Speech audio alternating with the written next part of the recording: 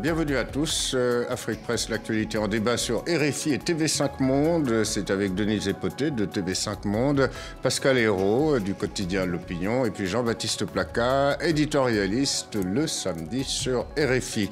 Et c'est autour de deux sujets cette semaine. Le bilan du 30e sommet de l'Union africaine à Addis Abeba en Éthiopie, sommet qui place l'organisation sur une trajectoire de réforme. Et puis au Mali, une vague d'attaques meurtrières contre l'armée et cet ultimatum de l'ONU pour appliquer enfin les accords d'Alger signés, souvenez-vous, en 2015. D'abord, le 30e sommet de l'Union africaine, le Rwandais Paul Kagame prend la présidence tournante de l'organisation et entend réformer l'Union africaine. Tout de suite, le résumé de Marc-Antoine Valverde d'Arte. En devenant le nouveau président de l'Union africaine, il veut réformer l'institution, surtout au niveau financier, pour donner aux forces militaires de l'Union africaine plus de moyens pour agir pour la paix. Au Soudan du Sud, comment ne pas réduire notre incompréhension face à la violence insensée que les belligérants infligent avec une cruauté indescriptible à une population qui n'a que trop souffert. Le moment est venu d'imposer des sanctions à ceux qui font obstacle à la paix.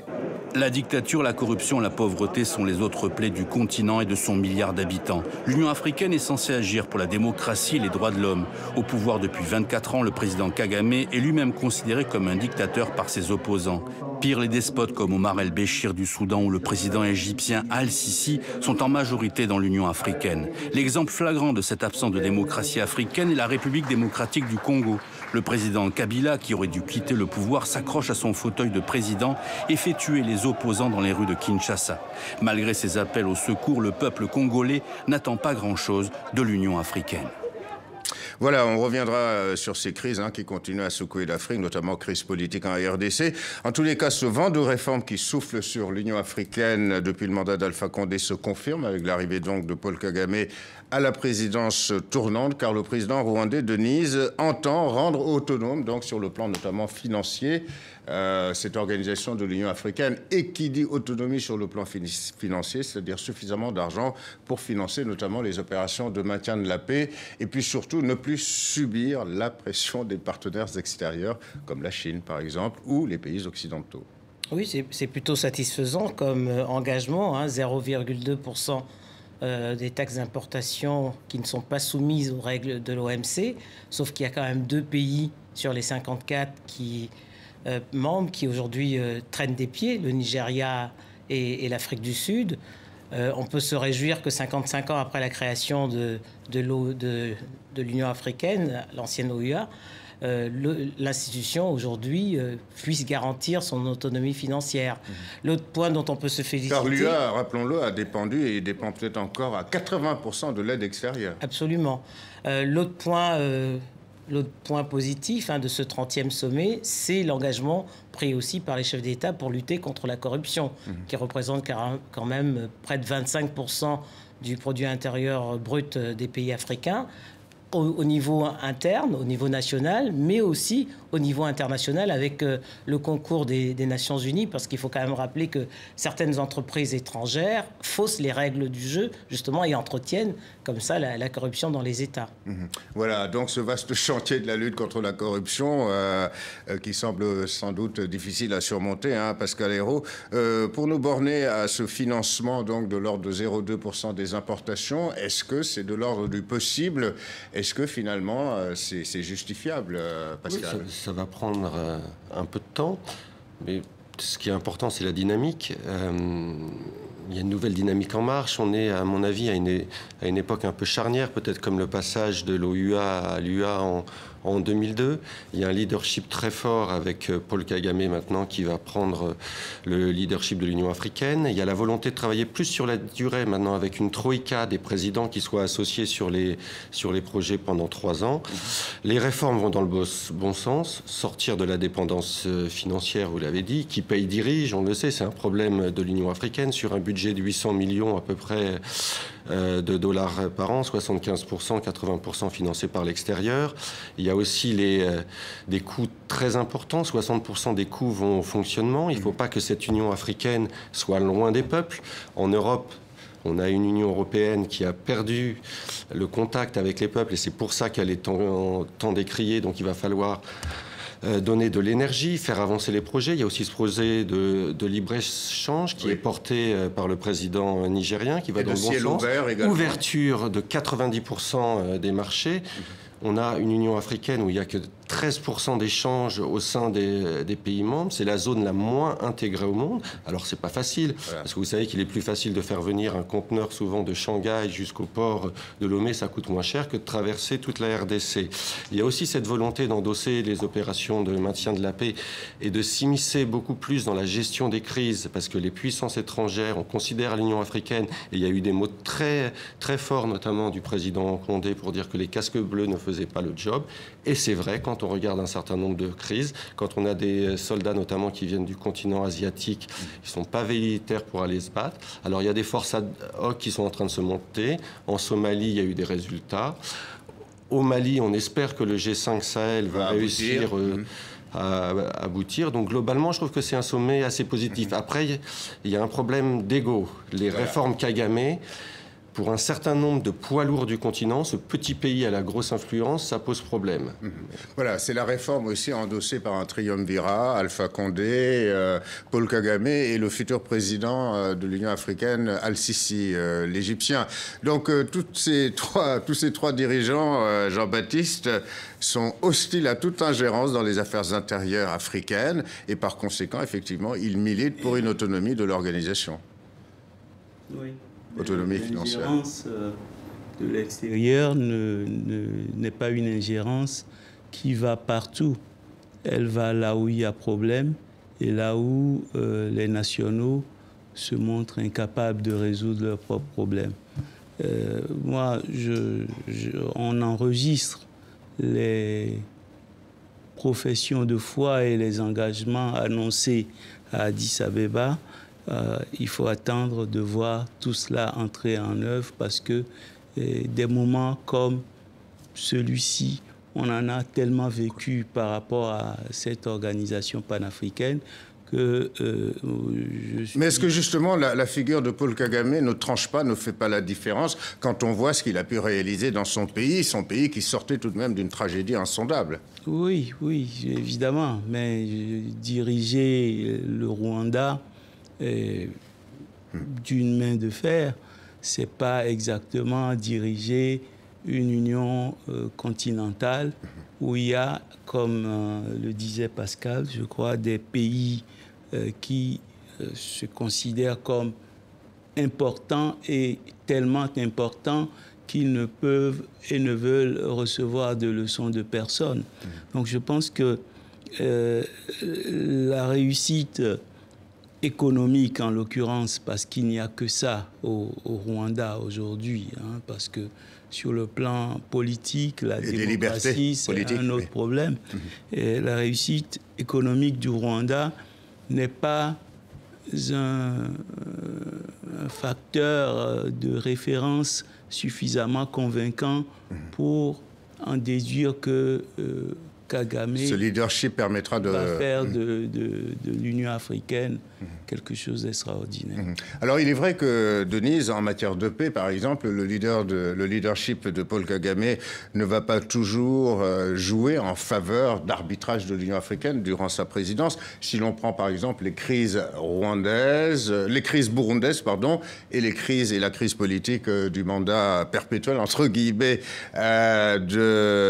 du président Kabila, là, on voit mal Paul Kagame entreprendre une médiation compte tenu, je dirais, de ses liens avec ces deux pays voisins du sien. Oui, effectivement, il peut difficilement être jugé parti dans les crises rwandaises et la crise en RDC, mais je crois qu'il a quand même pris le soin de dire qu'en matière de responsabilité et de mission, il faudrait bien séparer les missions dévolues à l'Union africaine et les missions dévolues aux unions régionales. Donc, il a quand même pris quand même ses distances pour préciser qu'il ne se mêlerait pas de tout en étant président de l'Union africaine. Il laisserait aux organisations sous-régionales le soin de régler les conflits qui dépendent de leur zone.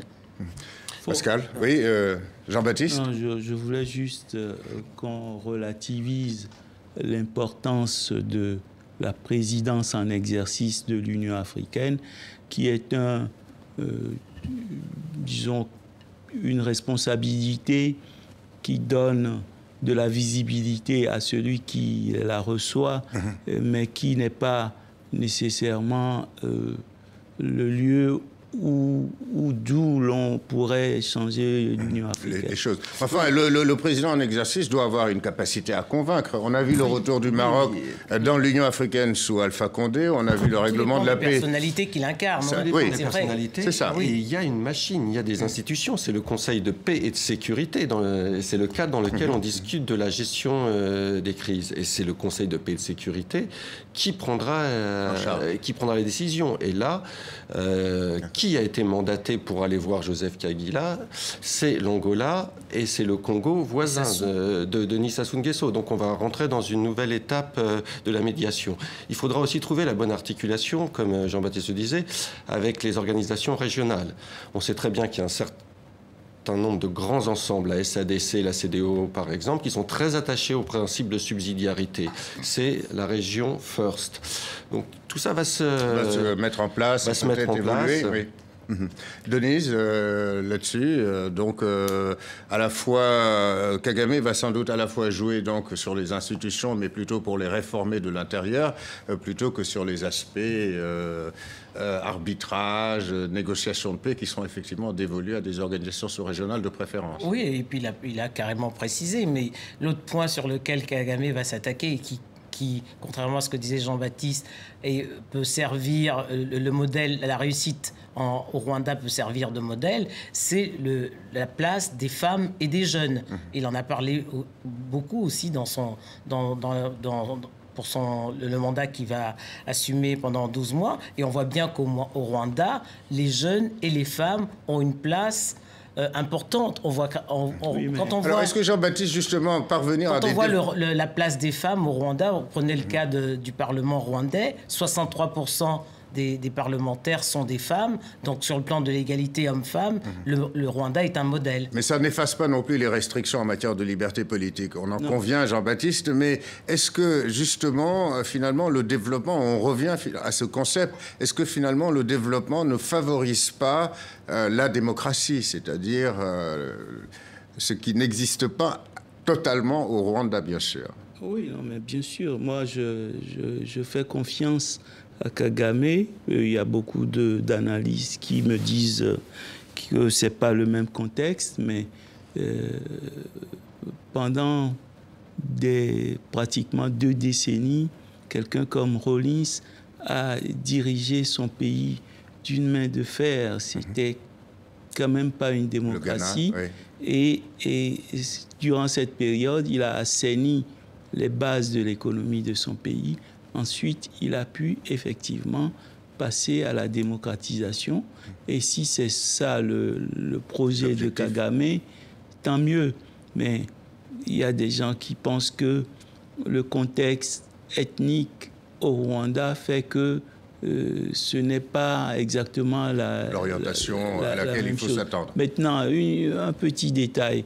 Quand on dit le rôle des femmes, etc., il faut se dire aussi que le président en exercice de l'Union africaine ne décrète pas, n'a pas le pouvoir de décréter qu'au niveau des États ou au niveau de l'organisation, on donnera plus de place ou moins de place aux femmes ou aux jeunes. Ce sont des recommandations qui peuvent être faites au niveau de la commission que dirige le président de la commission.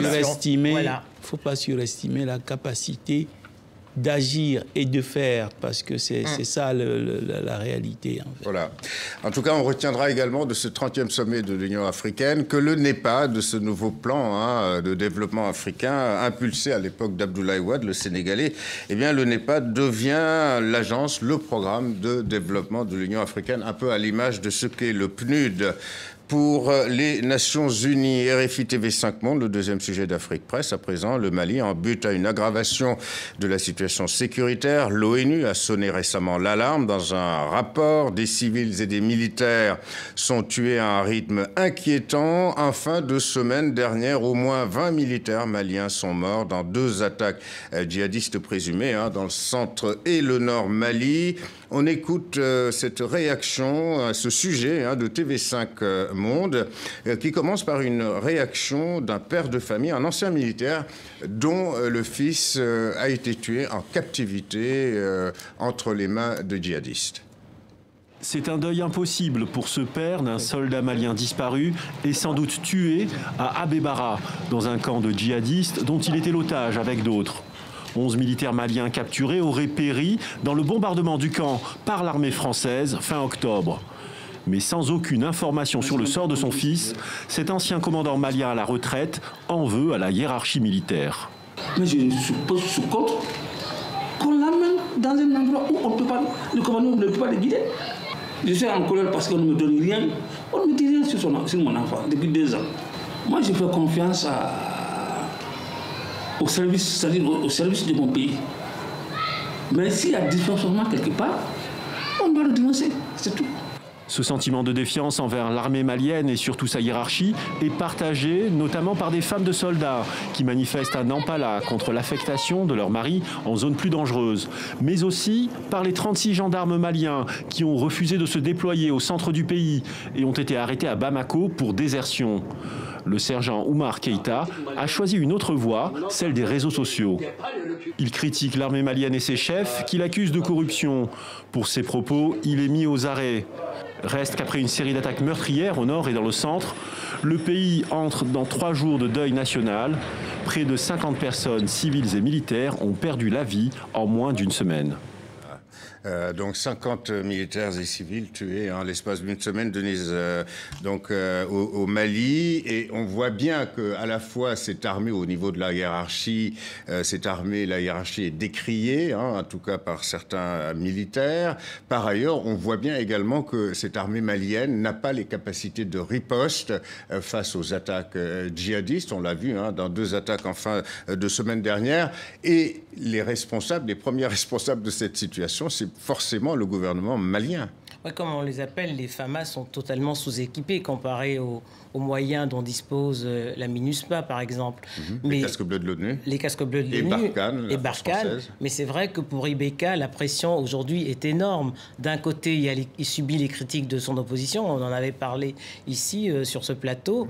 Mais également, aujourd'hui, il y a la pression de la communauté internationale, les Nations Unies, avec comme chef de file la France qui pourtant en 2012 a volé au secours du Mali et qui lui demande aujourd'hui un bilan à la fin du mois de mars, c'est-à-dire à quelques mois de l'élection présidentielle et des législatives qui sont prévues pour le mois de juillet. Alors, après les déclarations de son nouveau Premier ministre qui avait dit qu'avant l'élection présidentielle, la situation dans le Nord serait réglée. Avant l'été prochain. Avant l'été prochain, on se demande comment, puisqu'aujourd'hui, il n'y a pas que le Nord qui est en crise. Il y a également le centre et on voit mal comment les forces armées maliennes pourraient régler la situation. Voilà, l'ONU qui met la pression donc sur le président Ibrahim Boubacar Keïta. Une résolution du Conseil de sécurité de l'ONU lui donnant 2 mois pour enfin appliquer les accords de paix signés à Alger en 2015 avec les groupes armés du Nord.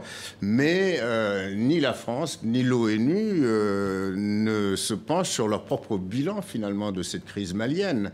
Est-ce qu'il faut véritablement accabler uniquement le président Ibrahim Boubacar Keïta dans cette affaire, Pascal? Non, les responsabilités sont partagées, bien sûr. Et ce qui se passe actuellement dans le Massina, même si l'armée malienne paye encore une fois un lourd tribut, c'est aussi parce qu'il y a une volonté de reprendre le terrain. C'est aussi parce qu'il y a une volonté de réinstaller l'état de droit. On a un cycle électoral qui s'annonce dans un tel chaos et dans un tel bourbier, il est impensable d'organiser des élections dans ces régions-là. Ce qui est intéressant, c'est qu'il y a deux dynamiques en cours. Il y en a une très française, très onusienne, américaine, qui est celle des sanctions. Alors on sait très bien que les sanctions n'ont pas forcément un résultat probant. C'est plus la menace de sanctions. Donc on va certainement, il y a un groupe d'experts qui part, on va établir des listes, on va mettre un peu de pression sur les acteurs pour faire avancer. En parallèle, il y a ces opérations militaires qui visent à reprendre du terrain et le G5 qui est associé avec cette force régionale parce qu'on a vu que les casques bleus ne faisaient pas le travail. On me racontait récemment une scène où un djihadiste arrive sur une colline, mitraille le poste et on retrouve les casques bleus qui se cachent dans les toilettes. C'est la réalité. Et l'autre dynamique en cours, c'est la dynamique de la réconciliation. Et là, on a un Premier ministre, Boubeï Maïga, qui est très proche des Algériens. C'est l'ancien patron du renseignement. Et de la France. Et de la France. Il est allé à Alger et on entend parler d'une loi d'entente nationale. Qui est conforme en tout point à ce que la loi de concorde civile algérienne, à ce que les Algériens ont fait après la décennie noire. C'est une dynamique complètement différente parce que qui dit concorde civile dit pardon et dit amnistie. Donc il va falloir bien que les Maliens, les partenaires s'entendent pour vraiment définir les périmètres de cette réconciliation. Voilà, donc Jean-Baptiste, est-ce que c'est au président Ibrahim Boubacar Keïta, qu'il faut faire endosser la responsabilité finalement de cette insécurité permanente et grandissante au Mali, et puis aussi de la faillite de son armée? Est-ce qu'il n'y a pas non plus finalement cette espèce, l'accord de paix qui dès le départ était faussé, c'est-à-dire en mettant au fond sur le même pied d'égalité un gouvernement légitime malien, central, Ibrahim Boubacar Keïta, et puis de l'autre les groupes armés Touareg? Évidemment, le chef de l'État est toujours responsable en premier lieu des crises, en tout cas dans la gestion de crises de ce genre. Sauf que, effectivement, comme le sous-entendait Pascal, il est devenu président en 2013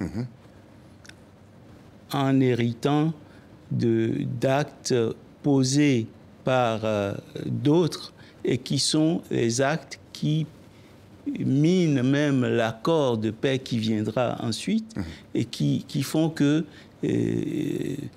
il est coincé de tous les côtés. Vous vous souvenez, je ne sais plus si c'était en juillet ou août, il voulait faire un référendum pour réaménager les choses et mettre en place ce qu'il fallait comme institution et répartition, disons, gestion de l'administration territoriale par rapport pour mettre en œuvre ces accords. Son opposition lui a dit non, parce que ça va vous donner plus de pouvoir. Mais bon, ce n'était pas un référendum sur un troisième mandat, ce n'était pas un référendum qui instaurait, je ne sais pas, une présidence à vie, mais je pense que peut-être que son erreur est de ne pas mettre sur la table tous les dossiers et en rassemblant opposition et gouvernement, en demandant à chacun de dire ce qu'il est prêt à concéder. Et puis, bon, vous savez, Kidal, tout le monde dit. Passion imprenable, mais Kidal, interdit à l'armée malienne, au Premier ministre malien de l'époque, Moussa Mara. Mais comment est-ce que on a pu imaginer qu'à un moment où les forces françaises prenaient Kidal et pouvaient faire basculer Kidal, disons, entre les mains du pouvoir central, on a décidé de consacrer les rebelles et évidemment, ce qui a plombé quand même d'une certaine manière les moyens d'action de IBK et qui, là, se voit mal parti à propos éventuellement d'un second mandat, Denise. Rapidement. Peut-être pas, parce que avec l'arrivée du nouveau Premier ministre, il a peut-être encore une carte à jouer. Ouais. Mais je voulais, pour rebondir sur les propos de Jean-Baptiste, tous les accords, quand ils sont imposés par la communauté internationale, imposent toujours au pouvoir mettre sur le même pied d'égalité le pouvoir et la rébellion. On se souvient des accords de Marcoussis où Laurent Gbagbo avait été mis sur le même pied d'égalité que les forces nouvelles. Voilà. Un dernier mot, Pascal, brièvement. Le rapport de force, il a été imposé à IBK, mais pas que par la France, par l'Algérie aussi. Par l'Algérie également, oui. La deuxième chose, c'est que IBK n'a pas les moyens militaires de reprendre le nord du pays. Donc il est obligé de composer. On a bien vu quand Moussa Mara a voulu aller à Kidal. À Kidal, et il y a eu un déclassement, ils se sont pris une déculottée. Absolument. Vous vous souvenez de... Rapidement, il nous reste une minute, même pas. ATT qui revient après avoir été chassé pour avoir négligé les forces armées maliennes. Il revient 5 ans après, on l'accueille comme un héros, alors que l'armée malienne aujourd'hui est moins en guenille que du temps de ATT. Voilà. On est perdu un peu aussi. C'est la fin de cette émission. Merci Jean-Baptiste Placat, Denise Epoté et Pascal Hérault, ainsi qu'aux équipes techniques et rédactionnelles d'Afrique Presse. Une édition à retrouver sur les sites internet de RFI et de TV5 Monde. Et on se retrouve la semaine prochaine. Grand merci de votre fidélité.